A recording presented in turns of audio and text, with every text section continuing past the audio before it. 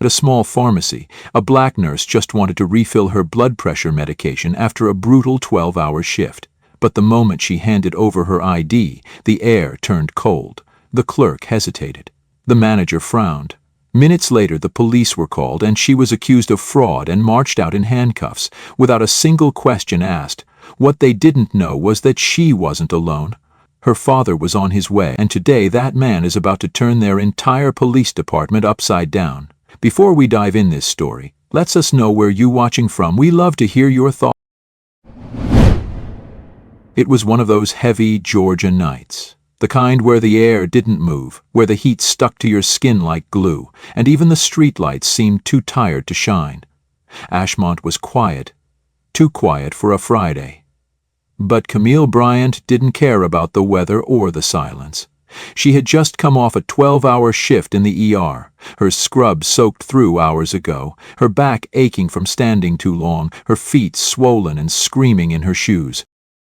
Camille was 37, but tonight she felt closer to 60. Her deep brown skin glistened faintly with sweat, and the tight coils of her short, natural hair clung to her forehead, damp and unbothered by vanity. She had the quiet strength of someone who'd carried the weight of other people's emergencies for years. A presence that didn't demand attention, but commanded it nonetheless. Her eyes, dark, sharp, and always observant, held the kind of weariness that came not just from a long shift, but from a life lived under constant scrutiny. The only thing on her mind was getting her blood pressure medication and going home. The hospital pharmacy had already closed, so Camille made a quick detour to a smaller drugstore near a gas station on the north side of the city. She'd never been there before.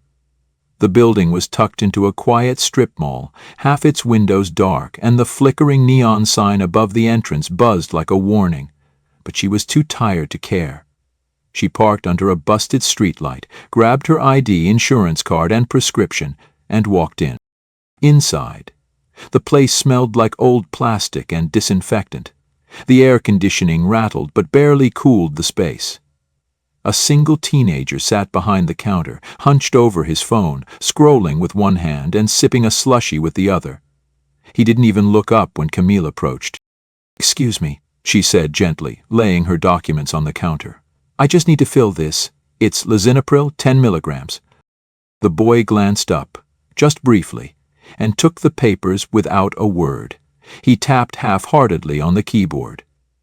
Camille waited, shifting her weight from one foot to the other, shoulders still carrying the day's exhaustion. A long pause stretched out. Then, the boy stopped typing, his brow furrowed. Something changed in his posture. He leaned closer to the screen, clicked again, then looked up. Eyes different now. Alert. Nervous. He didn't say anything. Instead, he turned and walked briskly into the back room. Camille's eyes narrowed. She felt it. That shift. The air got heavier, just like in the hospital when a patient crashes and everyone holds their breath. She knew that feeling. Every black person knew that feeling. Moments later, the manager stepped out from the back. A thin white woman in her early 40s, bony face, hair tied too tightly, lips pursed like she was permanently displeased. She approached the counter slowly, eyes locked on Camille like she'd already made up her mind. "There's an issue with your information," the woman said flatly. No greeting, no explanation. Just that cold tone that said she didn't trust Camille, not for a second.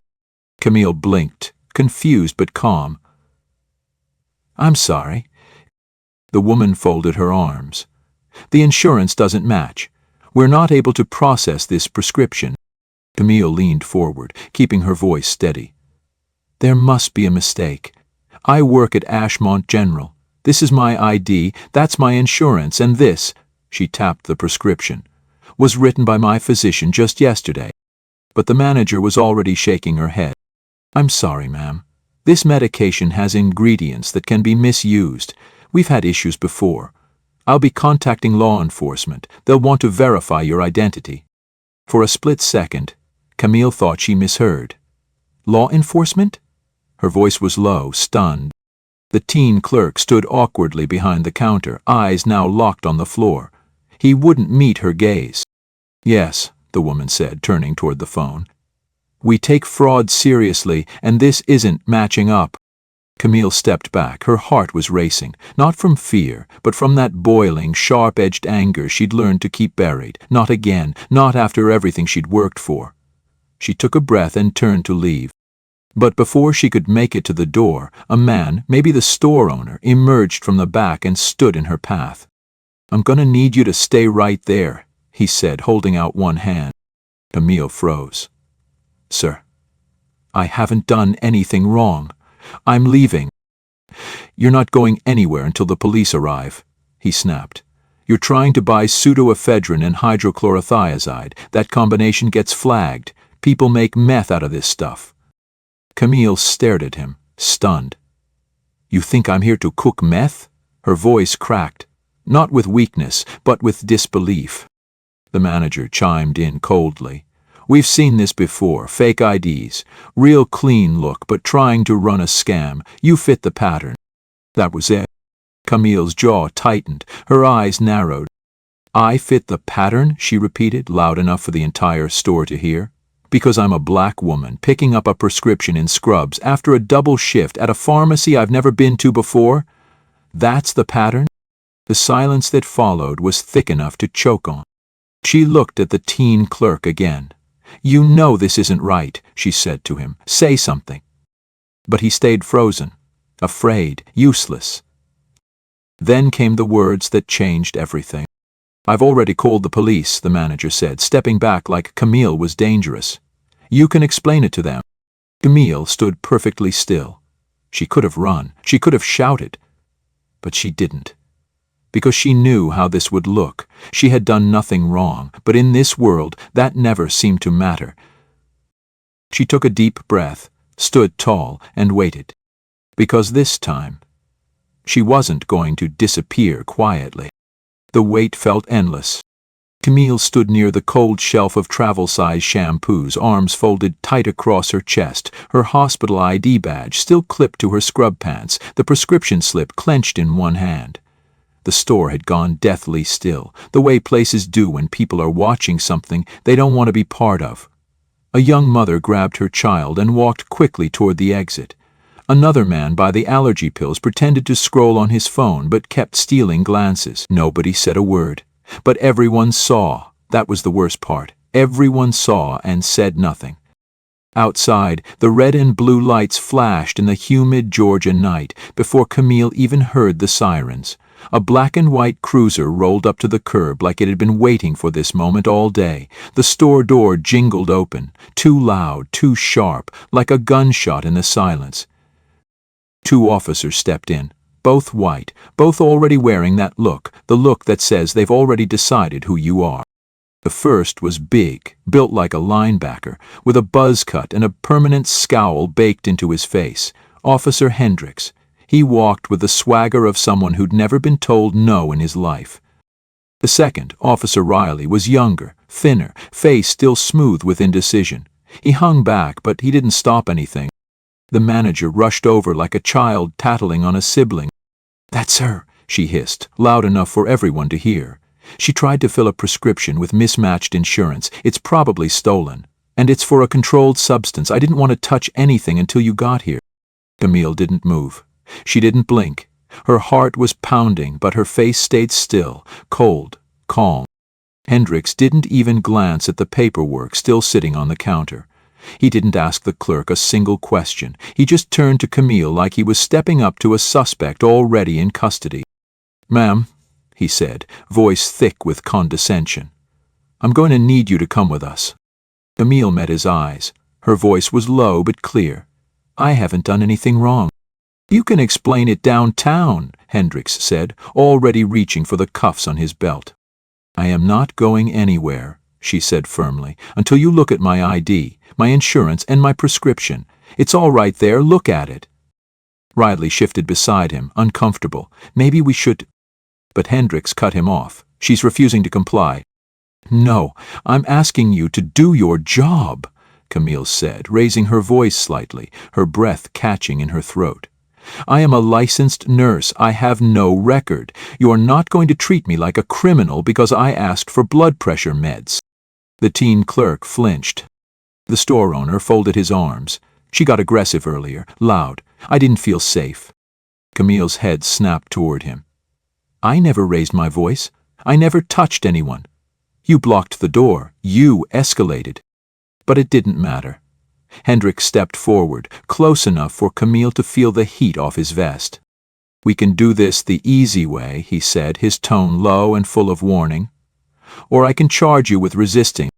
What exactly am I resisting? Camille said, voice tight now, cracking at the edge of fury. Being humiliated for trying to fill a prescription? Riley spoke up again, hesitant. Sarge, maybe we should just check. Shut up, Hendricks muttered without turning. Then he grabbed Camille's wrist. There was a sharp gasp from someone near the cold medicine aisle. Another person raised their phone, started recording. Camille didn't fight. She didn't pull away. She didn't give him that excuse. But the cuffs went on, hard, tight. Metal biting into skin that had just finished 12 hours of helping patients who trusted her hands. As Hendricks pushed her toward the exit, Camille spoke over her shoulder, her voice clear, controlled, but burning. I am not a threat. I am a nurse. I am someone's daughter, and you are making the biggest mistake of your life. She didn't say it like a threat. She said it like a prophecy. Outside, the summer air hit her like a wall, thick and heavy, but it didn't sting as much as the shame. They shoved her into the back seat of the cruiser, head ducked, wrists burning, as if she'd been caught robbing the place. She didn't cry. She didn't flinch. She stared straight ahead as the doors slammed shut around her like a coffin. And inside the pharmacy, the manager watched it all unfold, arms crossed, satisfied, victorious. Because she thought it was over. But she didn't know who Camille's father was. And he wasn't going to let this slide. Not far from the flashing red and blue chaos unfolding at the pharmacy, in a modest brick home shaded by creaking oaks and wrapped in ivy that had slowly claimed the windows over the years, Gideon Bryant sat alone at his worn dining room table, surrounded by the quiet hum of a house built for solitude. The soft lamplight spilled over open folders, civil rights case files, transcripts, notes scribbled in the kind of tidy, deliberate handwriting that spoke of a man who never did anything halfway. The smell of black coffee lingered in the air, though the cup beside him had long gone cold.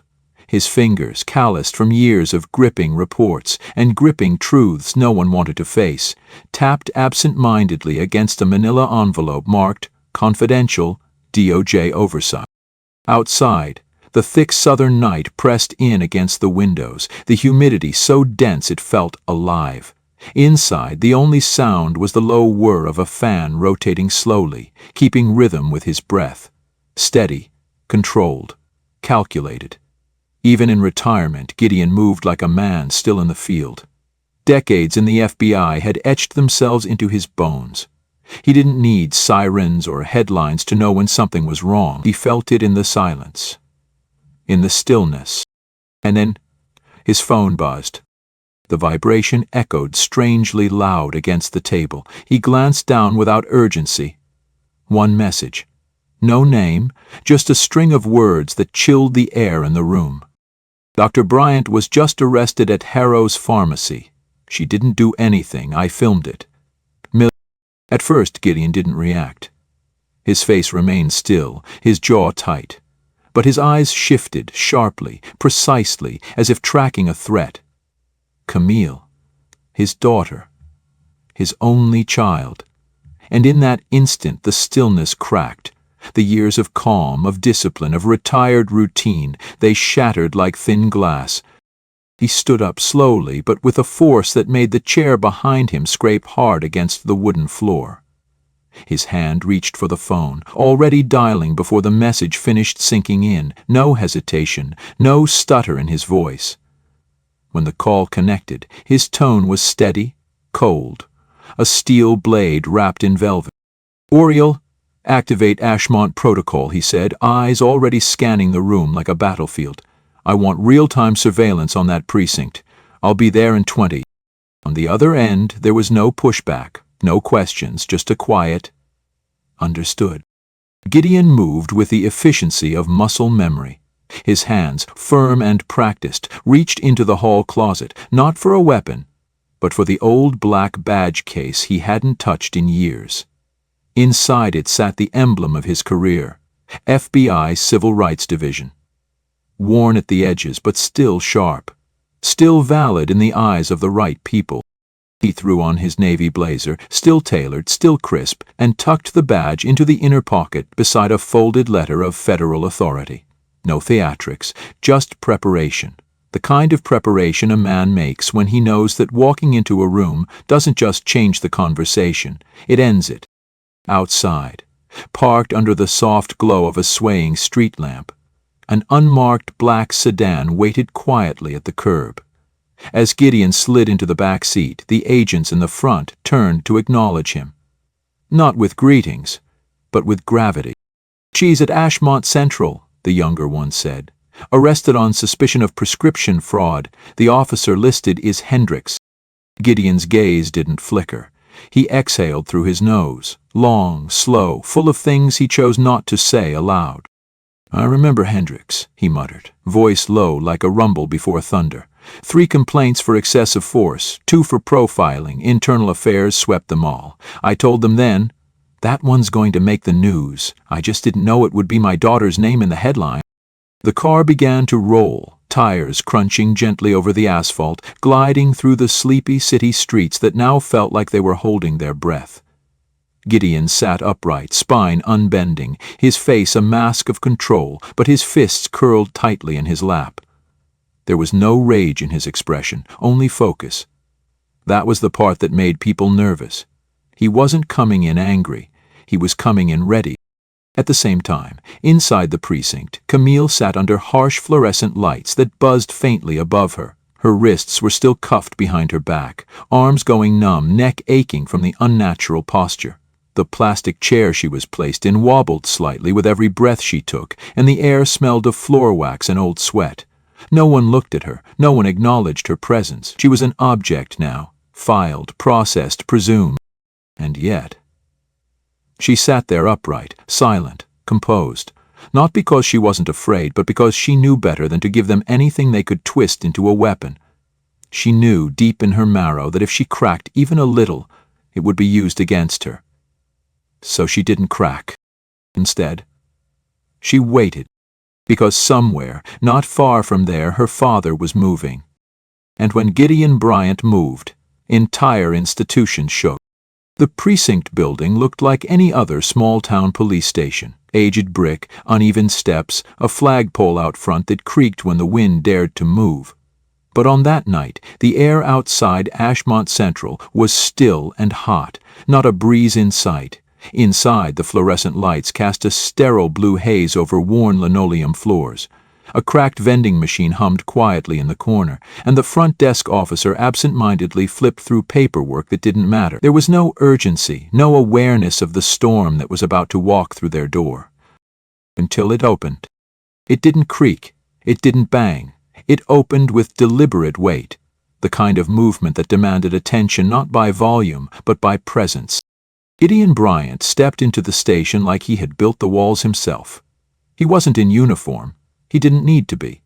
He wore a navy blazer, pressed slacks, polished shoes, and carried with him an energy that stopped conversation mid-sentence. Behind him were 2 federal agents in dark suits, earpieces visible, faces unreadable.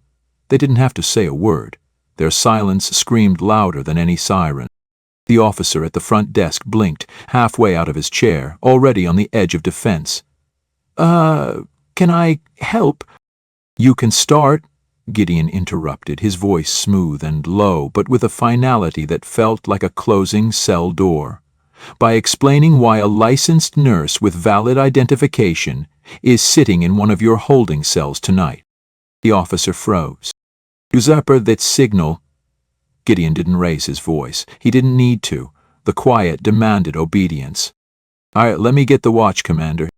"You do that," Gideon replied, taking 2 slow steps further into the room. As the officer scrambled out of sight, whispers began threading through the station. Heads turned, phones slipped quietly into pockets. The weight in the air had changed. Everyone felt it. The kind of weight that said whatever this was, It had just become bigger than Ashmont PD. From the hallway, Officer Hendricks appeared first. His jaw was set tight, his posture still puffed with the kind of defiant arrogance born of unchecked authority. Behind him trailed Officer Riley, looking pale and uncomfortable, eyes flicking nervously between Gideon and the federal men beside him. Gideon didn't move. He just stared at Hendricks with the cold, unflinching precision of a man who'd spent his life peeling back masks. Hendricks forced a smug smile. "Can I help you with something, sir?" "You've already done more than enough," Gideon answered, his tone flat, measured but sharp enough to cut steel. "You laid your hands on my daughter. You ignored her documentation. You fabricated a justification for her detainment." Hendricks scoffed lightly, glancing at Riley. "She resisted." "No," a voice said from behind Gideon. One of the agents stepped forward. "We've reviewed the footage sent from the scene. She did not resist. She complied. Calmly. Completely.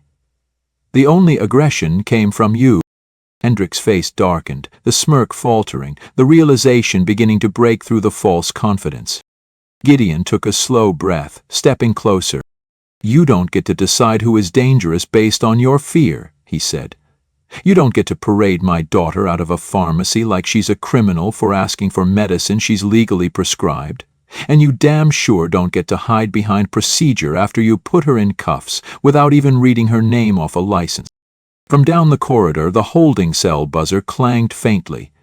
A moment later, a door opened and Camille stepped into view, her wrists still bearing the raw red marks of the handcuffs, her expression unreadable but steady. The room around her stiffened. Even the officers who hadn't said a word felt it. The unease, the guilt, the shift. Riley took a small step back, as if her eyes alone were enough to make him shrink. He didn't look at anyone but her father.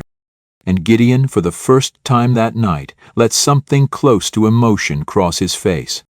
But only for a moment. He turned back to Hendricks, voice lower now, more dangerous for how quiet it became. "You will release her? You will document every step of your misconduct, and then you will wait, because you're not just answering to me anymore, you're answering to the Department of Justice." The desk sergeant emerged then, his face pale, a phone still clutched in his hand. "Sir," he said, voice shaking slightly. "Washington's on the line." Gideon turned his head slowly. "Good. They're expecting me." As he walked toward the phone, Camille followed, her steps slow, dignified, deliberate. She didn't look at Hendricks. She didn't need to. The silence between them was louder than anything she could have said. And as father and daughter passed through the precinct, agents in suits flanked them like sentinels, and officers pressed themselves against the walls, not daring to move. Because now they knew. This wasn't just a mistake, it was a reckoning. And it had already begun. By the time Camille and Gideon stepped out of Ashmont Central into the thick, breathless night air, the crowd had already begun to gather.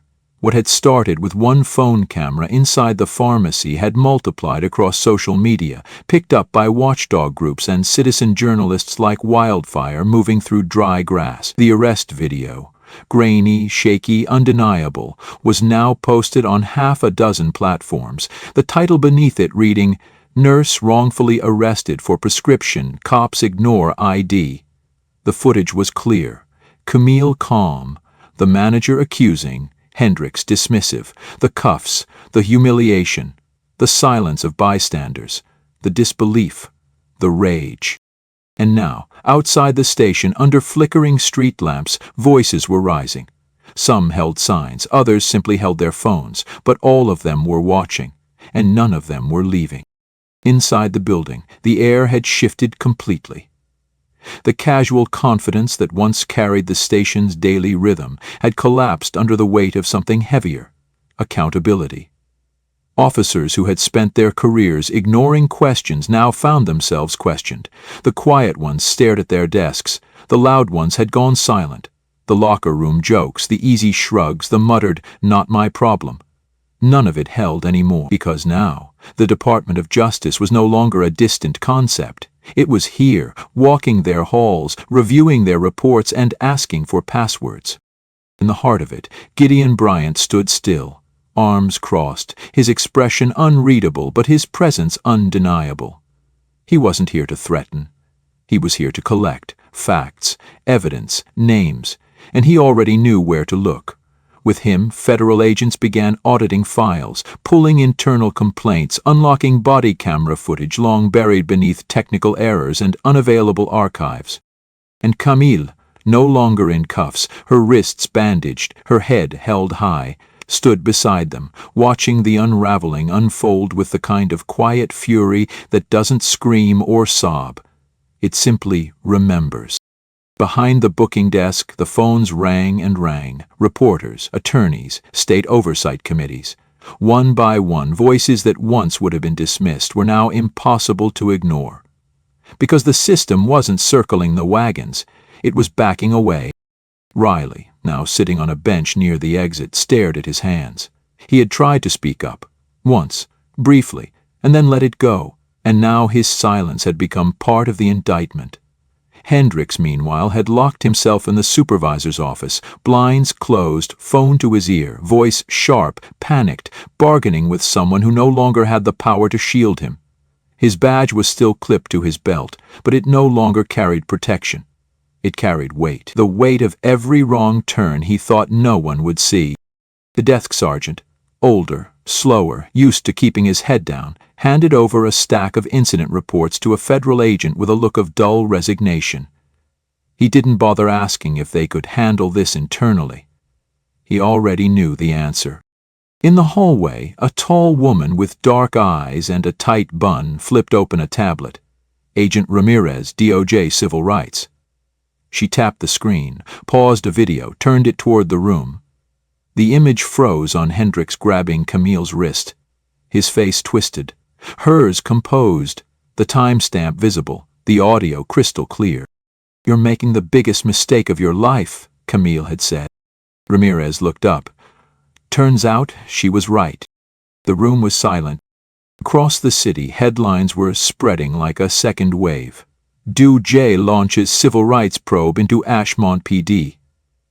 News vans parked outside the precinct. Protesters chanted. Former victims came forward. Whistleblowers emailed anonymously. And Camille, now at the center of it all, didn't ask for vengeance. She asked for the truth. Standing in the corner of the conference room that had been converted into a temporary command post, she spoke for the first time in hours, soft but firm. "This was never just about me," she said, her voice steady. "This was about what's been happening here for years, for decades, and how easy it is to pretend it's not happening when it doesn't happen to you." No one interrupted. Peter's Gideon looked at her, not with pride but with recognition. She wasn't just his daughter anymore. She was something bigger now. A witness, a catalyst, a storm of her own. And the people who thought they could erase her with a pair of handcuffs were now learning just how wrong they were. Because Camille Bryant had not walked into that pharmacy alone. She had walked in with years of service, with dignity, with the truth in her hands. And now she was walking out with the full weight of justice at her side.